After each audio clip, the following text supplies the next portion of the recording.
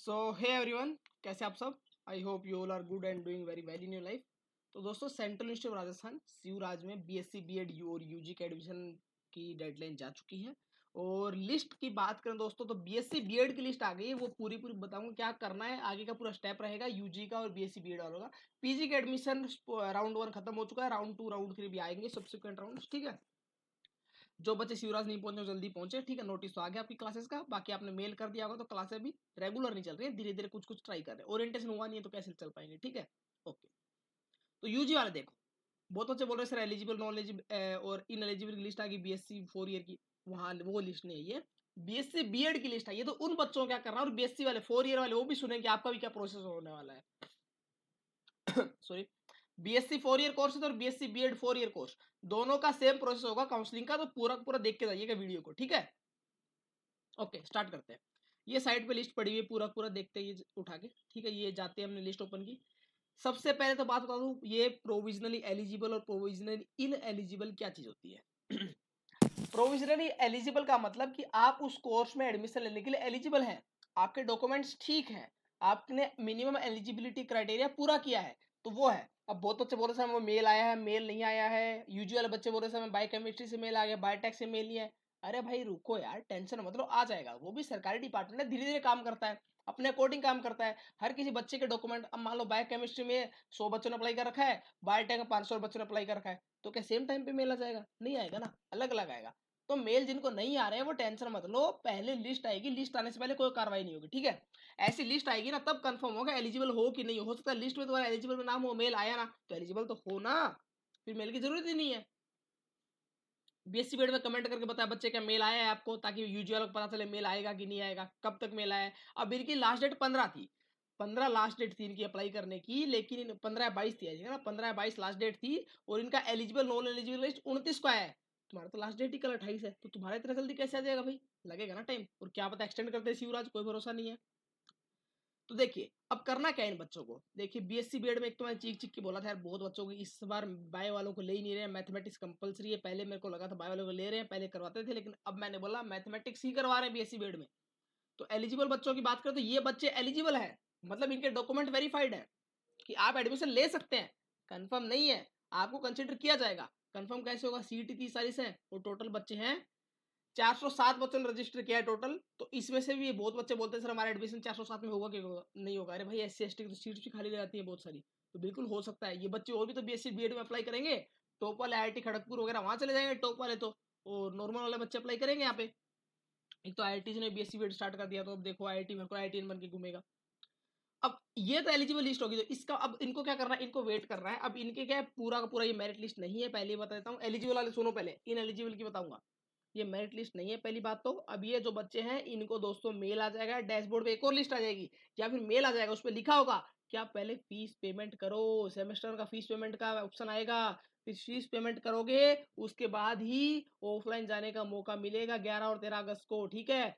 पहले fees payment करना होगा, अगर फीस पेमेंट नहीं किया तो ऑफलाइन जाने का मौका नहीं मिलेगा, ठीक है। तो ये एलिजिबल वाले बच्चों की लिस्ट है, ठीक है। अब इसके बाद बात करें नॉन एलिजिबल वालों क्या करना है, और इन एलिजिबल वाले जो है उनको क्या करना है। क्या हमारा एडमिशन कैंसिल हो गया?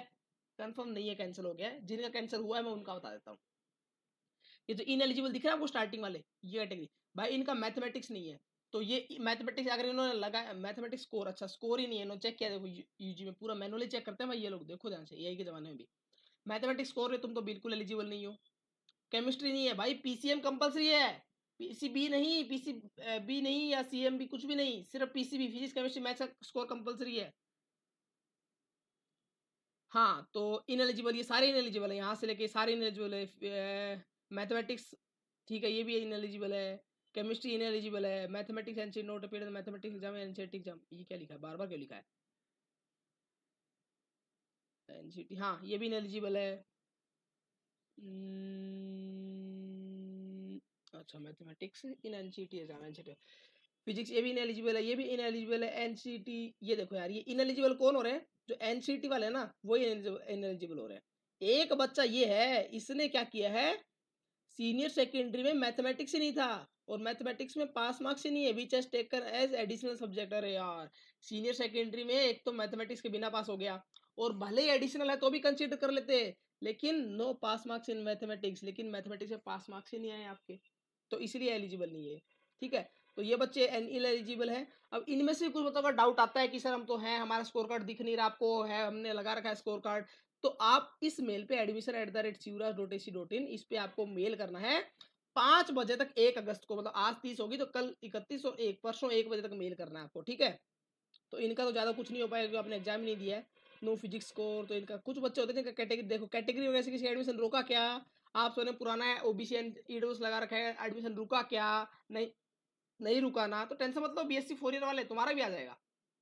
ठीक है, तो ऐसा होता है प्रोसेस यार। अब इन बच्चों का एलिजिबल वाला हो क्या है और इन एलिजिबल का जैसी डाउट, अब देखो 1 तारीख की डेट ध्यान दी है, तो इस तरह मान के चलो 1 तारीख से पहले पहले तो नहीं आएगा तुम्हारा।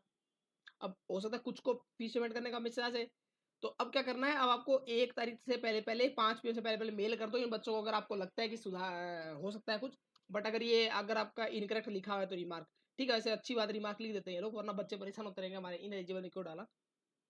तो अगर ये वैसे मेरे ख्याल से अगर ये है तो तुम्हारा कुछ नहीं हो पाएगा क्योंकि ये तो कंपलसरी है। ठीक है, तो अगर कुछ होता है तो देख लो, बाकी जो एलिजिबल वाले हैं वो वेट करो, आपको लिंक डैशबोर्ड पे भी आ जाएगा और मेल पे भी आ जाएगा, दोनों में से एक पे आता तो भी टेंशन मत लेना यार, जरूरी नहीं है सबको मेल आए, ऐसा कुछ नहीं है।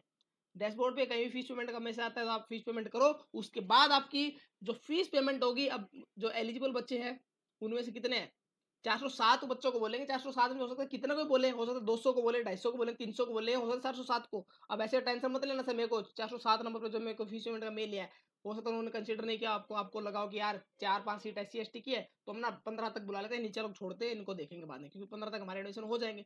सीधी सी बात है, सबसे ऐसा क्यों अच्छी बात है तो सीधी सी बात है यार, अगर 30 सीट पे है ना तो उनको देखो ऐसे समझाता हूँ, 30 सीट पे एडमिशन करवाना है तो वो सोचेंगे 30 सीट के लिए ना यार 30 बच्चों को बुलाएंगे तो एक तो कैंसिल कर गए तो वापस टाइम लगेगा, 30 की जगह 60 को बुला लेते हैं, फिर भी लगा गया यार राउंड 2 में भी कुछ कैंसिल हो गया, तो फिर उनको लगा कि 30 की जगह काम करते हैं 200 बच्चों को बुला लेते हैं कैटेगरी वाइज, हर कैटेगरी में 50-50 बच्चे, 60-60 बच्चे, SC ST में 4 सीट है तो 10-10 15-15 बच्चे, तो एक काम करते हैं 200 तक बच्चे बुला लेते हैं, 250-300 बच्चे बुला लेते हैं 30 सीट के लिए, तो एटलीस्ट 300 तक कैंसिल कर 300 वाला लास्ट में 300 वाले तक तो एडमिशन हमारी सीट खाली रहेंगी नहीं, तो फिर नीचे वाली जरूरत ही नहीं पड़ेगी फालतू में उनको फीस रिफंड करो ये करो, इसीलिए ये लोग करते हैं, सबको मिल करते हैं। समझ गए ये बात, तो आई थिंक ये आपको क्लियर हो गया होगा। और यूजी 4 ईयर कोर्स वाले बच्चे हैं उनको भी ऐसा ही आएगा, उनका भी सेम प्रोसेस यही होगा, तो अब कंफ्यूज नहीं है, फिर से वीडियो बना दूंगा। ठीक है, ओके दोस्तों, आई होप सब कुछ समझ आ गया होगा यार, बहुत अच्छे समझाया मैंने।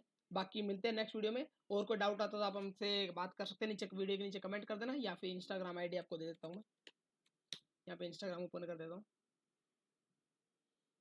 ये देखो ये इंस्टाग्राम आईडी है, union education foundation student project. अच्छा, सीयू पंजाब में भाई 201 करोड़ के ये फाउंडेशन स्टोर रखे हैं, स्टोन रखा है इन्होंने, एजुकेशन मिनिस्टर धर्मेंद्र प्रधान जी ने, क्या बात है, 201 करोड़ का नया इंफ्रास्ट्रक्चर बन रहा है।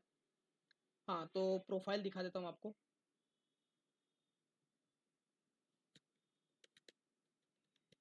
देखो एक तो ये वाली आईडी है, आपको पता ही होगा सबको, वैसे कमेंट कर देना या फिर इंस्टा DM कर देना, कोई बात नहीं है, और व्हाट्सएप ग्रुप का लिंक भी दे दूंगा। कॉलेज इनसाइडर CUT ये दोनों आईडी है, ठीक है, इनसाइड शिवराज मेरी नहीं है, कॉलेज इनसाइडर शिवराज यहाँ भी एडमिन मिल जाएगा, तो इन दोनों में से किसी में भी, और यहाँ पे मैं अपडेट डालता रहता हूँ सारे के सारे। ठीक है, और स्टोरी वगैरह की आपको कब लाइव आना है, 11:15 बजे लाइव आएंगे आज, ठीक है, रोज आता हूँ लाइव, तो यहाँ पे DM कर देना किसी भी आईडी पे। ओके, मिलते हैं नेक्स्ट वीडियो में, तब तक के लिए see you soon and good luck for your future दोस्तों। ठीक है।